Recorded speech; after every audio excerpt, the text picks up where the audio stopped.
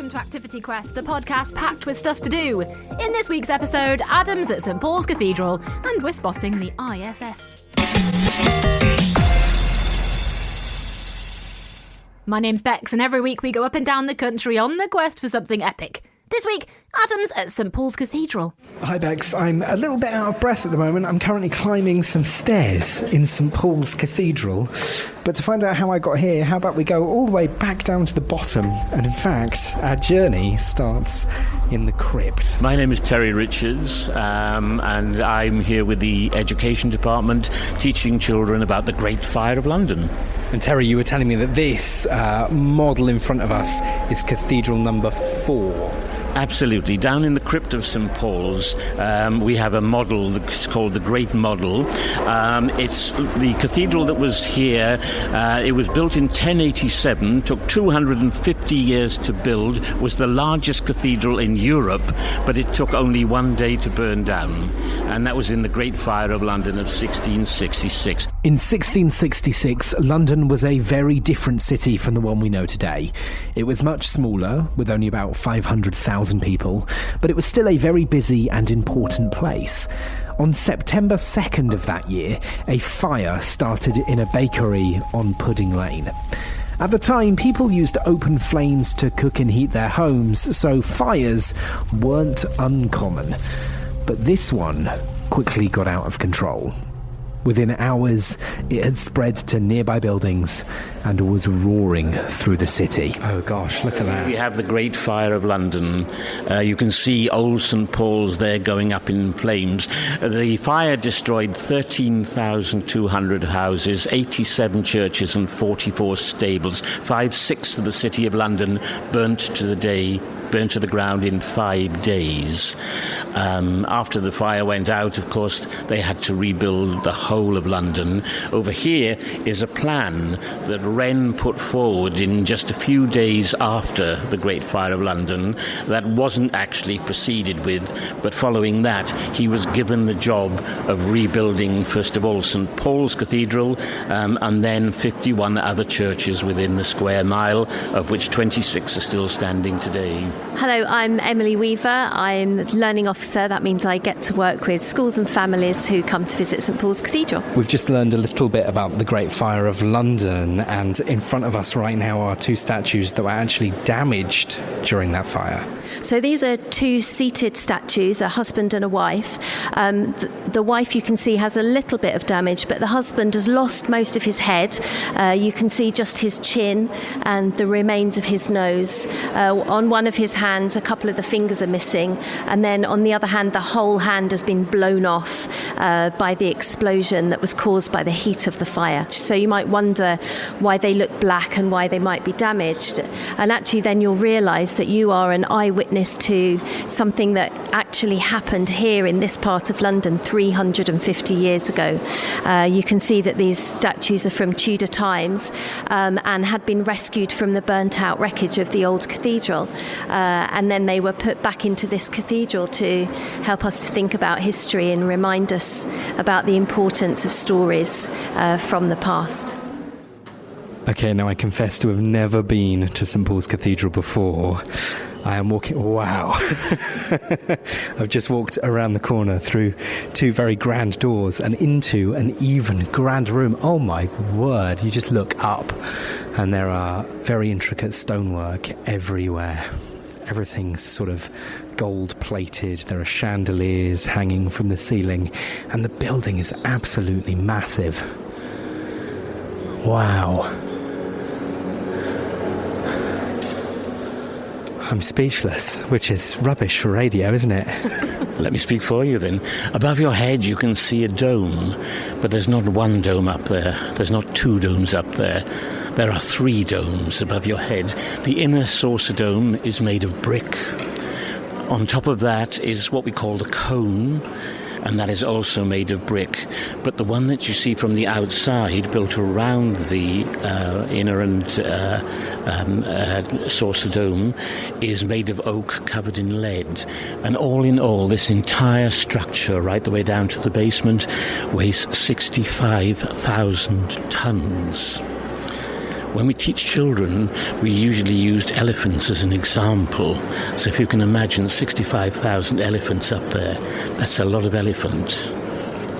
But if you're like me, the idea I like best is if you were to remove this dome from here entirely and put the Eiffel Tower in its place, you'd have to put another 7 Eiffel Towers on top of it to achieve the same weight as the 3 domes of St Paul's Cathedral. 65,000 tons, and it had never been done before in this country.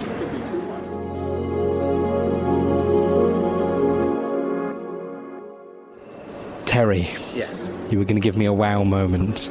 In that case, you'll have to lie down on the floor again. Okay. I've not looked up yet either. I'm getting down on the floor. Right. Oh, wow. That is a wow moment. Terry, come and stand next to me. And I'm going to hold up this microphone and you're going to explain to me what I'm seeing. The ceiling of St Paul's Cathedral choir is made entirely of glass. Tiny tesserets of glass. No. Look at your small finger and imagine them even smaller than your fingernail. There's estimated to be more than 7 million tesserets of glass or glass that is covered in gold leaf up there. They are mosaics and they tell the story of the creation. So we are about halfway up now and we're nearly there.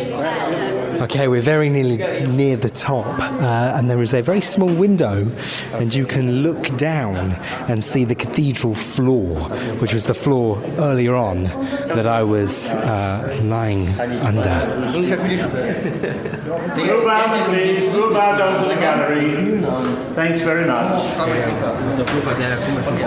Good, so here we are. Here we are. The world down. Wow. So we have an absolutely gorgeous view over not just sort of the cathedral that's obviously below us now, but over the entirety of London. And would people have come up here at some point over the cathedral's history? Yes, they did. In actual fact, the cathedral opened in 1710, but in 1709 you could buy a ticket to come up here. It would cost you 4 pence, so of course only very wealthy people would come up here to see, number one, Sir Christopher Wren's magnificent cathedral from a height, but also as far away as 25 miles. In actual fact, this was the tallest building in London till the 1950s, and it could be seen for many more miles away than that. And it's just amazing to think about, isn't it? You know, the cathedral has been the heart of the city, if you like, in so many ways, and this landscape will have changed around it over time. Down the river there, you've got Tower Bridge, London Bridge, Southwark Bridge, Blackfriars Bridge, Waterloo Bridge and Hungerford Bridge there. And so many landmarks that people will recognise as well. We've obviously got the London Eye tucked just behind that. I think I can just see the spire on it is Elizabeth Tower or Big Ben, and so much as well. Obviously you can see the Shard and the Tate Modern as well just across the river. See the Wembley Arch just in the distance over there, and Alexandra Palace to the north of the building here. And people can come and do this pretty much any time they like. They certainly can, yes. It's only 528 steps to the top, but no lift. Only. We've got that journey now back down. Okay, follow me. I'll take you the full view around. You can find out more by searching for St Paul's Cathedral.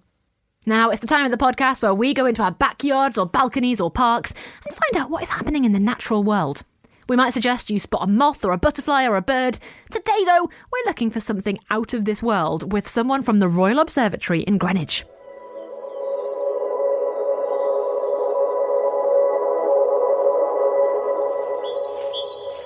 Orbiting above our heads at over 17,000 miles per hour is one of the most incredible machines ever built. It's the International Space Station. But what is it really like up there?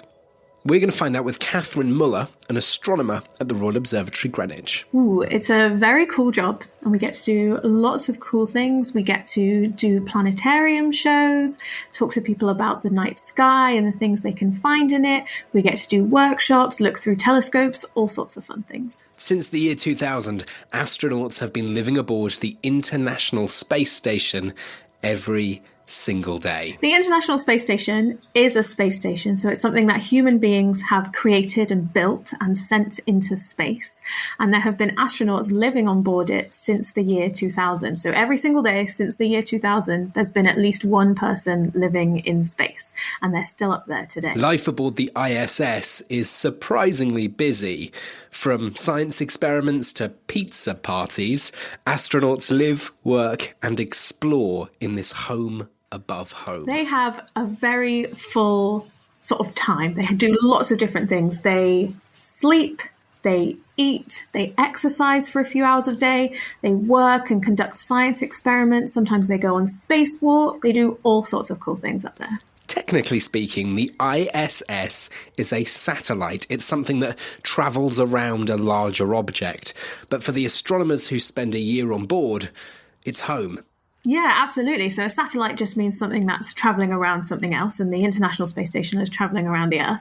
But it is everyone's home. The astronauts that live there will live there for between 6 months and a year. So it does become their home, which is very cool. So the International Space Station has space for 6 spacecrafts to dock on it at any one point, and these will be spacecrafts that have launched from planet Earth and have docked with it. There's space for 7 or 6 astronauts on board usually. Sometimes there's more or less during this sort of changeover periods where some of the astronauts are leaving or coming on board as well. So can you actually see the International Space Station from your back garden or your local park? The answer is absolutely. So it is a little bit tricky to try and spot sometimes. So as always, when looking at the sky, it needs to be dark and it needs to be, cloudless and clear. The International Space Station will look like a bright star that's sort of drifting across the sky like a plane, except it won't blink or flash like a plane. And it will be in the sky for a few minutes, but it's quite unpredictable because of the nature of the orbits and the way it travels around planet Earth. It can be hard to sort of guess when and also where it will appear, because sometimes it's high in the sky, sometimes it's lower in the sky. So really the best way to find out where it will be visible from where you are is to go to a website called Spot the Station. This is a NASA website, and if you put in your postcode or where you live, it will tell you not only when it will be visible from where you are, but also where in the sky, which direction to look in, and also how long it will be up for. Because unlike the stars, which will be visible for most of the night, or the moon, the International Space Station is only visible for a few minutes at a time. So it's worth checking so you're not stood out there for hours and hours.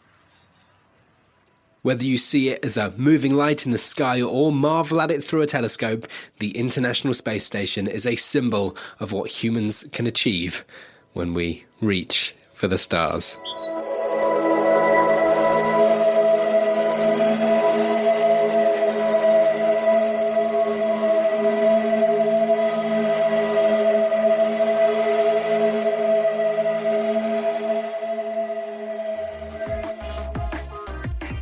Okay, that's all we've got time for you today.